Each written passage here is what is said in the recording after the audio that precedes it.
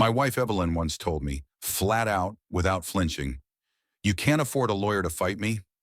That was the moment I realized she wasn't just leaving me. She was trying to bury me. It started last Tuesday evening. I came home from work smelling faintly of sawdust and wood varnish after another long day teaching shop class at the high school. I was expecting dinner, maybe the silent routine we had been falling into lately.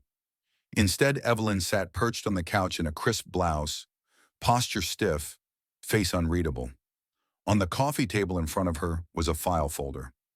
No words of regret, no tears, no reflection on 8 years of marriage, just a flat announcement.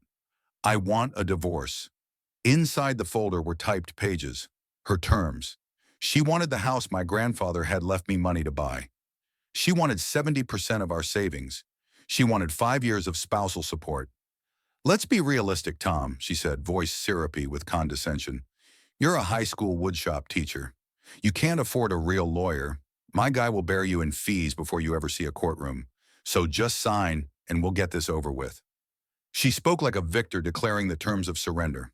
I stared at her. This woman I once adored, this woman I thought was my partner, was now looking at me like I was an obstacle to bulldoze. My hands trembled as I closed the folder. "You're right," I said quietly. Her shoulders relaxed. A faint smile curved her lips. Relief. She thought I had folded, and for 3 days I did nothing but fall apart. I barely ate.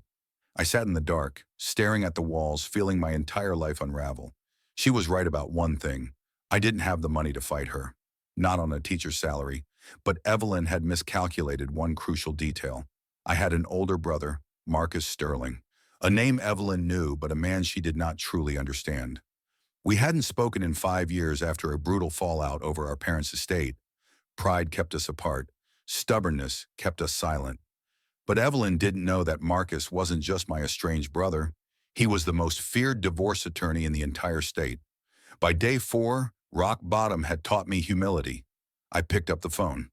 "Hello, Marcus. It's Tom." There was a long silence on the other end. Then his voice, older but still sharp. "Tommy? What's wrong?" I told him everything. Evelyn's demands, her smug declaration about bearing me in legal fees, her lawyer. There was another pause. Then Marcus's voice turned hard. "She said what?" "When's the first appearance?" he demanded. "Next Tuesday, downtown courthouse. I'll clear my schedule. Don't sign a damn thing. Just show up Tuesday. I'll be there." The morning of the hearing, I walked into the courthouse alone, my heart pounding in my throat. Evelyn was already inside, dressed in a sleek navy power suit, hair perfect, makeup sharp. She looked like she'd already won. Her lawyer, Alan Davis, wore a smug grin that matched hers. He sauntered over to me. "Mr. Miller," he said smoothly, "if you're ready to sign today, we can save everyone time." "I'm waiting for my counsel," I replied. He chuckled. "Your counsel? Good luck with that." The judge entered. "Miller versus Miller. Are both parties represented?" Alan Davis rose confidently. "Yes, Your Honor. Alan Davis representing the plaintiff." Before I could stand, the heavy courtroom doors swung open. A hush fell over the room. Marcus Sterling walked in. Every lawyer in that courtroom knew his face. Whispers spread like wildfire. Evelyn's confident smile faltered. Alan Davis's smirk collapsed into something pale and nervous. Marcus strode down the aisle, eyes forward, carrying his briefcase like a weapon. He sat beside me, rested a firm hand on my shoulder, and gave me the smallest of nods. "Sorry I'm late, little brother," he murmured. Then he rose to his full height. "Marcus Sterling, Your Honor, representing the defendant." The judge's eyebrows shot up. The entire tone of the courtroom shifted. Marcus turned to Evelyn, his gaze cold. "He doesn't have to afford me. I'm his older brother." Her face drained of color. From that moment, the war began.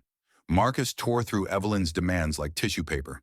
He called them predatory and filed a counter-petition for a full audit of marital assets, plus reimbursement of my legal fees. Evelyn's lawyer tried to object, but Marcus cut him off so cleanly the man was left stammering. For the next 2 months, I watched my brother dismantle her case piece by piece. He was ruthless, precise, brilliant. The breakthrough came during depositions.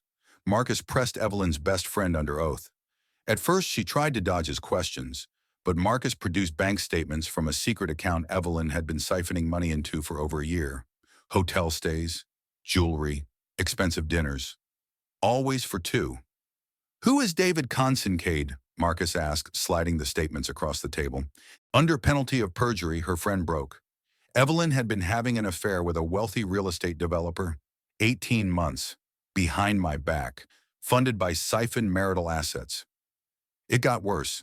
In his own deposition, David admitted the affair, admitted they had strategized the divorce together. He had even encouraged Evelyn to demand everything, because I'd be too poor and weak to fight back. They had bet on me being powerless. They hadn't counted on Marcus. By the time court reconvened, Evelyn's lawyer was a ghost of himself, begging to settle. Marcus's response was ice cold. "No, we're going to trial. We're burning this case to the ground." The final hearing was almost anticlimactic. Evelyn had no ground left to stand on. She surrendered everything. She lost the house. She lost spousal support. And because Marcus proved she had drained $60,000 from our accounts to fund her affair, the judge ordered her to repay me in full. Evelyn walked out of that courthouse with nothing but a mountain of legal bills and her reputation in ashes. I walked out with my brother at my side, and for the first time in years, we weren't estranged. We were family again.